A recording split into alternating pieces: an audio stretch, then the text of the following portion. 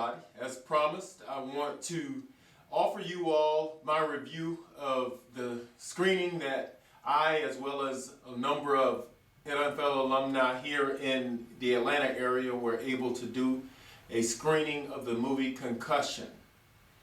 Let me just say, first of all, as a disclaimer, the news that was shared in that movie, it's not something that's good news for me. I, for one, truly love the game of football. But the fact of the matter is, I also love people more than I do the game.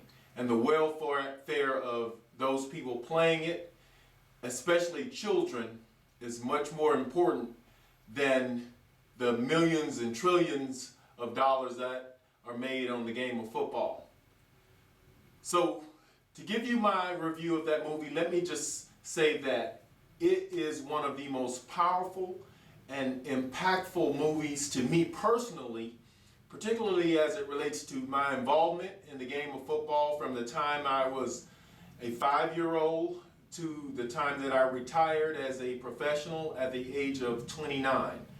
So it's something that certainly hits home with me as a player. After I retired, I still stayed involved as a coach. I was able to coach over in NFL Europe. I was able to spend some time with the New Orleans Saints, as well as coaching in a number of youth leagues for my own children. Now, I will tell you that had I known the information that I know today, I don't know that my children, nor I, would have started playing the game as early as we did. I do feel like I was able to bring a level of expertise to coaching for my children, as well as a number of the kids that play with them. So with that, my decision, of course, may have been quite a bit different than those of a number of other parents, particularly after you see this movie.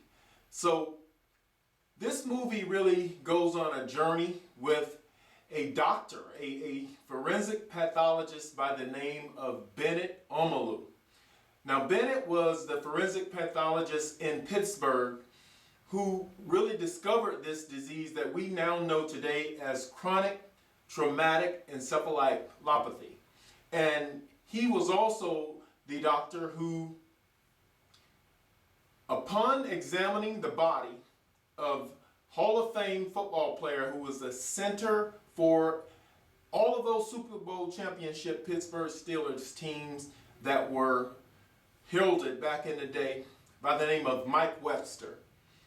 Well, to digress for a minute, when they opened with Mike Webster at the center of this movie, that again hit home with me because Mike was actually at the facilities my rookie year when I was with the Kansas City Chiefs, and he stayed for a while, and I really didn't know why Mike was around.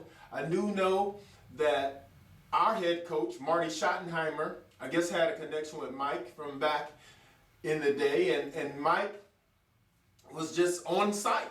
We saw him quite a bit. Matter of fact, I remember Mike, showering in the locker room, and he was just present there.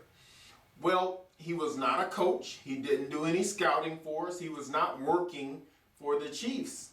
Come to find out, Marty was a helping hand. He was helping Mike at that time because Mike had actually already started to degenerate from his days of playing. And of course, back then, I came into the league in '93. Back then, had no idea that it was this disease that we know today as CTE.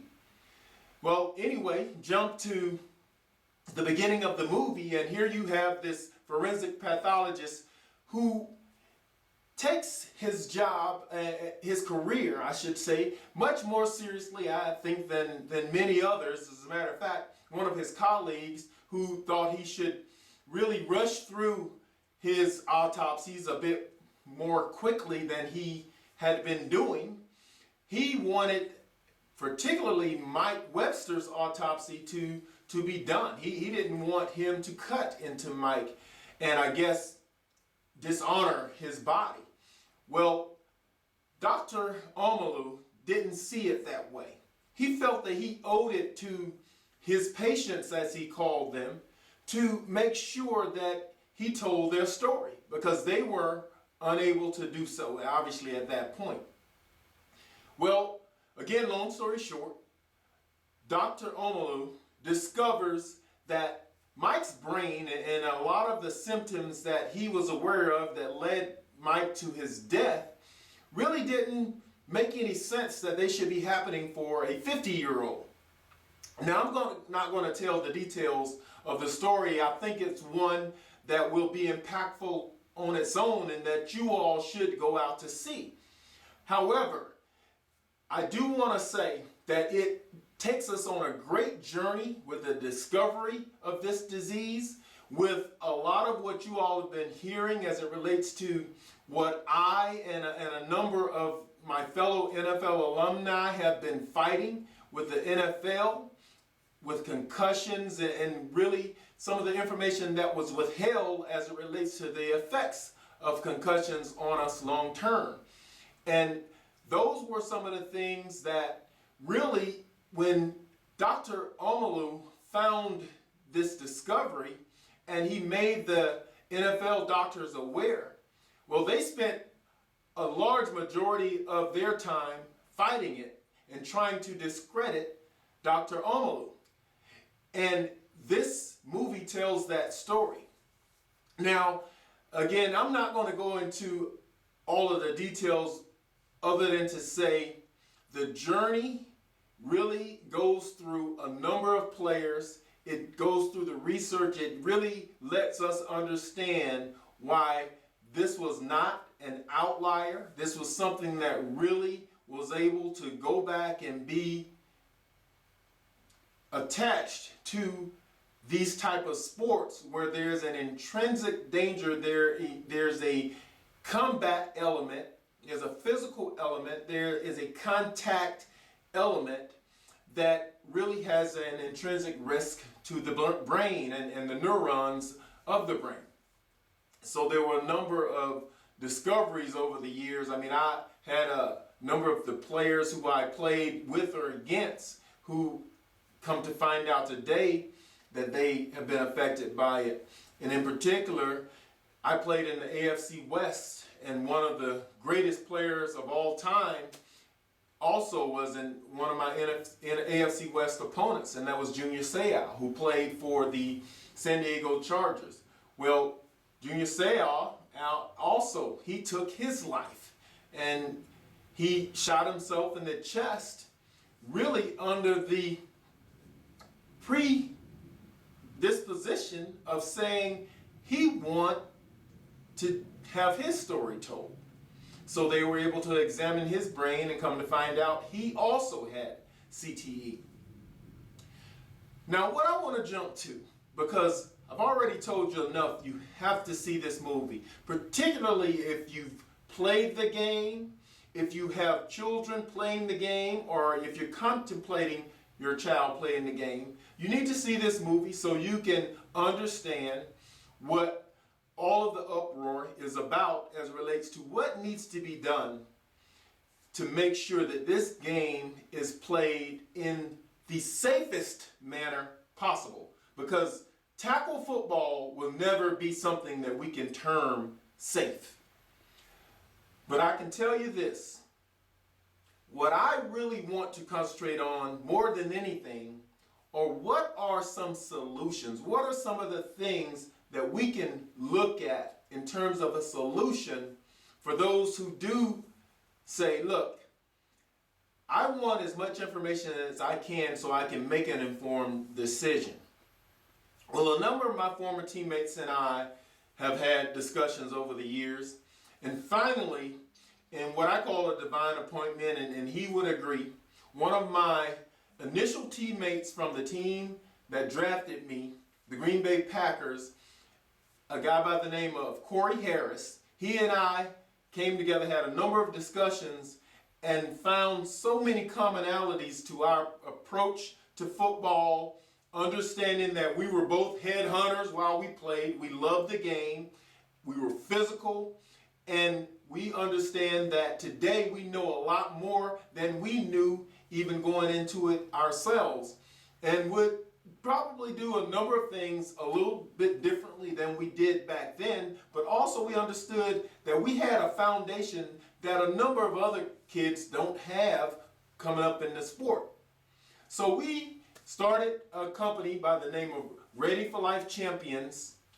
And Ready for Life Champions is a training program designed to actually have, from the beginner on up, learn the game, learn the disciplines of the game of football in a manner very similar to what you all see in the martial arts as they progress through the different levels.